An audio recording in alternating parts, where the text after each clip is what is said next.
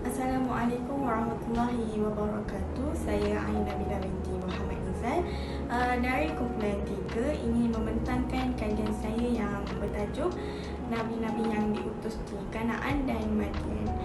Kumpulan saya mengkaji Nabi Yaqub, Nabi Ishak dan Nabi Syuaib. Saya memilih membuat kajian mengenai Nabi Ishak. Okey, kita pergi kepada pengenalan Nabi Ishak terlebih dahulu. Nabi Ishak adalah Nabi yang wajib kita ketahui di antara 25 Nabi. Nabi Ishak ni merupakan Nabi yang ke-9, iaitu sebelum Nabi Yaqub dan selepas Nabi Ismail.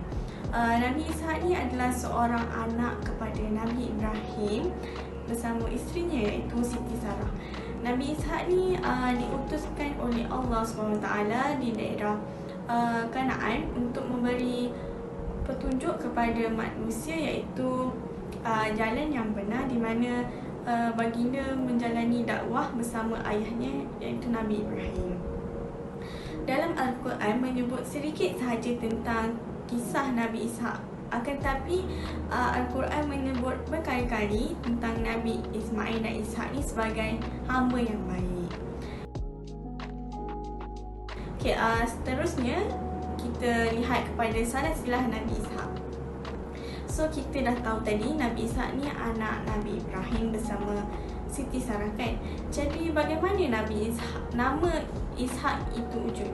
Okay, perkataan Ishak ni berasal dari bahasa Ibrani yang bermaksud tertawa. Perkataan ini telah dikaitkan dengan kisah ibunya Sarah yang tersenyum tidak percaya apabila mendengar kabar berita dari malaikat Jibril kerana ibunya itu seorang wanita yang mandul. Jadi ibunya sangat gembira apabila dapat kabar begitu kerana ibunya sangat-sangat menginginkan seorang anak dari rahimnya.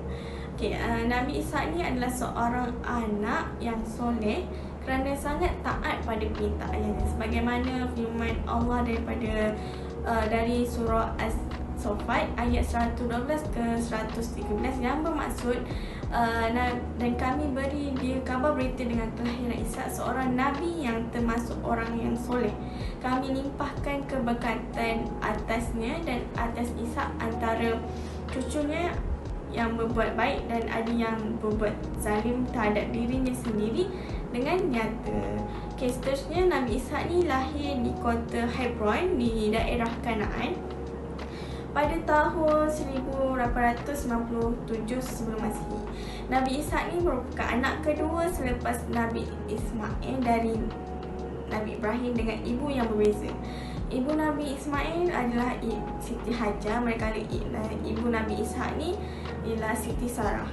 Okay, selepas itu Nabi Ishak ni berkahwin dengan Rofqah binti Bantuwail yang dikurniakan dua orang anak iaitu Yaqub dan Al-Aish.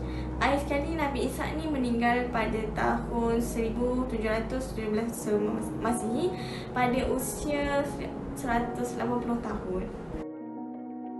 Seterusnya kita lihat kisah Nabi Ishak dalam Al-Quran.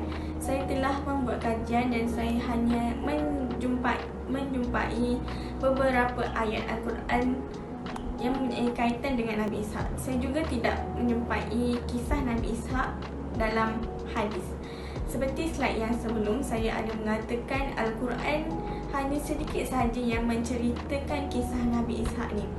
Jadi ayat yang saya jumpa adalah surah Ibrahim, surah Maryam dan beberapa lagi. Kita lihat pada surah Ibrahim ayat ke-39 yang bermaksud segala puji tertentu bagi Allah yang telah mengurniakan kepadaku semasa aku tua Ismail dan Ishak. Sesungguhnya Tuhanku maha mendengar dan memperkenan doa permohonan.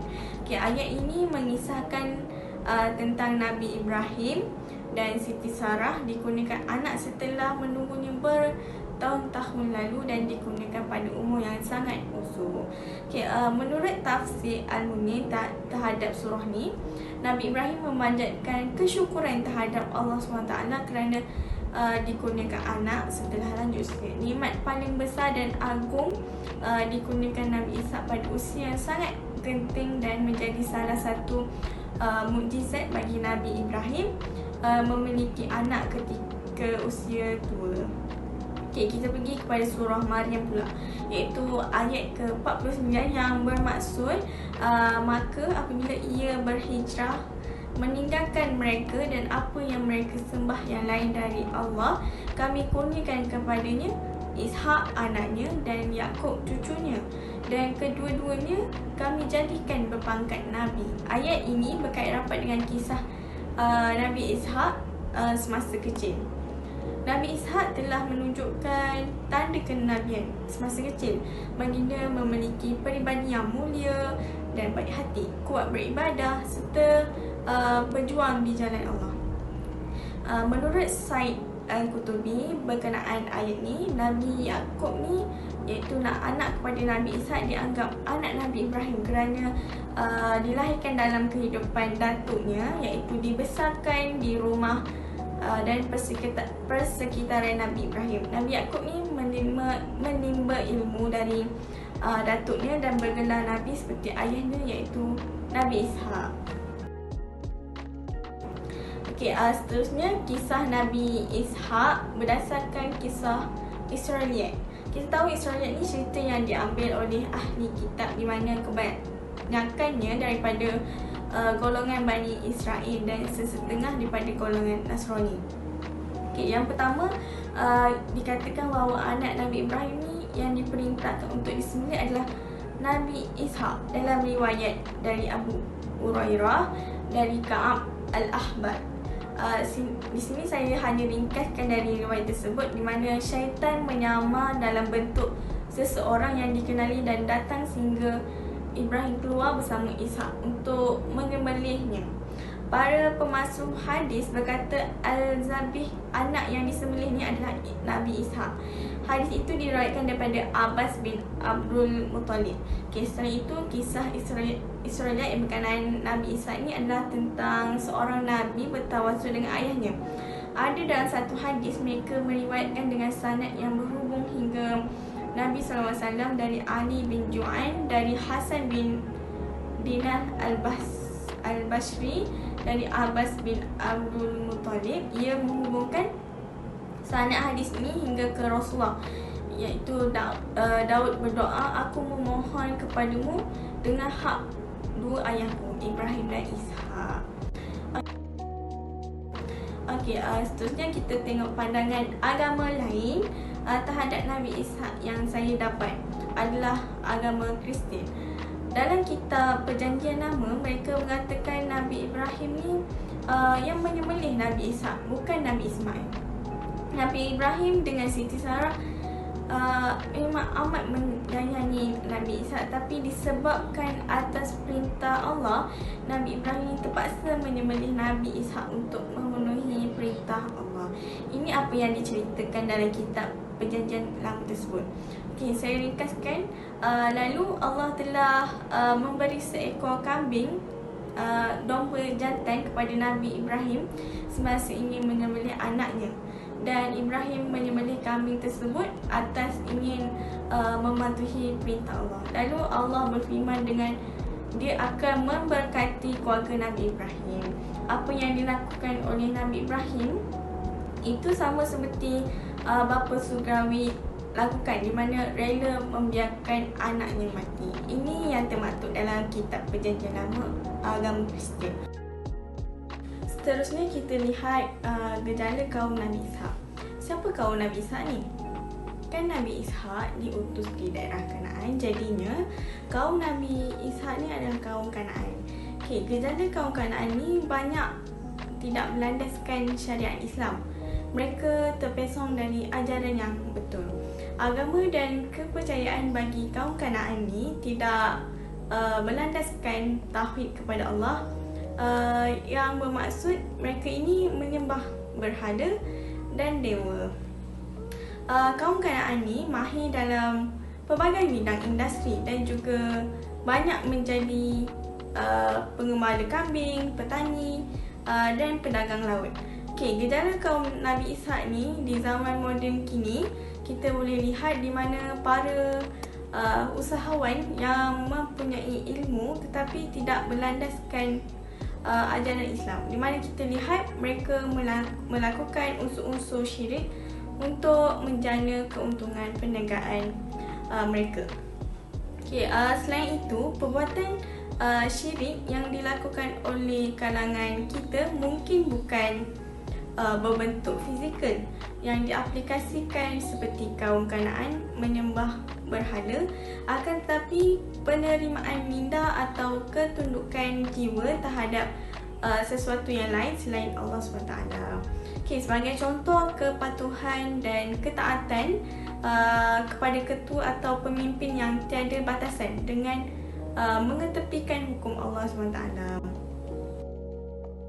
Sikap Nabi Ishak terhadap hablum minallah wa hablum minan nas, kita lihat pada hablum minallah dahulu. Nabi Ishak ni adalah seorang anak yang bijaksana, malah rajin beribadah kepada Allah. Beliau juga seorang yang cerdas dalam meneruskan kenabian dan dakwah kepada masyarakat yang masih berpegang teguh kepada ajaran nenek moyang dan penyembahan berhala setelah kewafatan ayahnya, iaitu Nabi Ibrahim. Okay, Nabi Ishak ni adalah orang yang mulia yang sentiasa ingat kepada kehidupan akhirat. Baginda juga telah mendirikan masjid-masjid untuk tempat beribadah dan menyeru kepada masyarakat atau penduduk di wilayah Hebron menyembah kepada Allah. Bagi hablum minan nas, Nabi Ishak juga seorang anak yang taat pada ayahnya, iaitu Nabi Ibrahim. Hal ini dikaitkan dengan kisah baginda ingin berkahwin dengan perempuan pilihannya, akan tetapi ayahnya menghalang kerana perempuan itu tidak sesuai dengannya, tidak seangkatan dengan keluarganya. Lalu Nabi Ishak mengikut perintah ayahnya dan menerima perempuan tersebut, iaitu pilihan ayahnya, dengan hati yang ikhlas. Nabi Ishak ni memiliki sifat soleh dan sifat hormat yang tinggi terhadap ayahnya, Nabi Ibrahim. Okey, seterusnya saya akan membentangkan ulasan artikel yang saya kaji yang bertajuk Unsur Syirik dan Kepercayaan Alam Gaib dalam filem Melayu. Artikel ini berada di rujukan assignment saya di bawah subtopik yang ke-6. Okay, artikel ini mempunyai 3 orang penulis, iaitu Asilawati Cik Abdul Aziz, Rohani Hashim dan Asrina Mustafa. Okay, artikel ini menceritakan mengenai unsur syirik yang dibuat oleh masyarakat Melayu sekarang dan terdahulu. Kepercayaan masyarakat Melayu terdahulu sebelum datangnya Islam sudah lama terpesong. Masyarakat Melayu telah mempercayai kepercayaan animisme, di mana kepercayaan tersebut melibatkan objek yang mempunyai roh, jiwa dan semangat yang ada perwatakan sendiri, di mana boleh membawa kesan baik dan buruk pada pengamalnya. Okey, kepercayaan animisme ni wujud melalui pemujaan kepada makhluk halus yang berada di suatu tempat, dan kekuatan kepercayaan ini dikuatkan oleh roh nenek moyang yang dipercayai mempunyai kuasa atau kekuatan. Okay, selain itu, penulis mengatakan genre filem seram telah mempengaruhi masyarakat dalam bentuk pemikiran dan kepercayaan tentang alam gaib.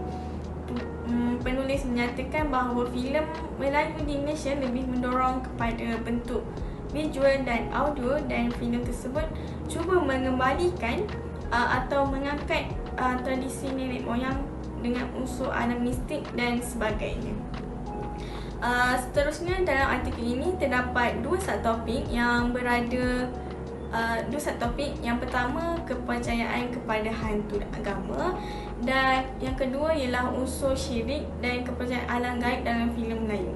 Okay, penulis menyatakan masyarakat Melayu lebih mengenali istilah jin dengan perkataan hantu, penunggu, cemalang dan lain-lain, dan menyebabkan istilah jin yang telah disebut dalam Al-Quran telah diabaikan.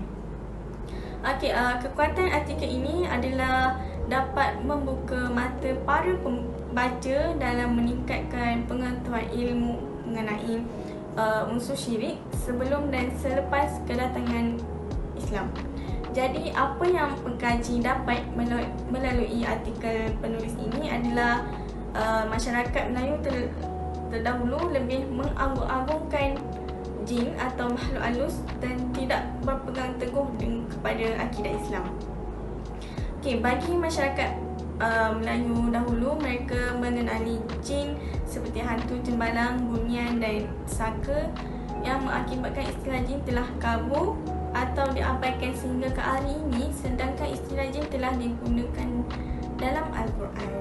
Okey, konklusinya pengkaji bersetuju dan berpuas hati dengan penggunaan bahasa yang mudah difahami dan nilai-nilai yang diletak dalam artikel dapat menyedarkan masyarakat Melayu supaya sentiasa atau memperbaharui ilmu Islam dari semasa ke semasa, dan penulis perlu mengaitkan unsur syirik dalam kehidupan moden sekarang supaya dapat menyedarkan lagi para pembaca dan masyarakat tentang perkara syirik dalam pelbagai bentuk. Okey, itu saja pembentangan saya mengenai assignment dan ulasan artikel. Sekian, terima kasih.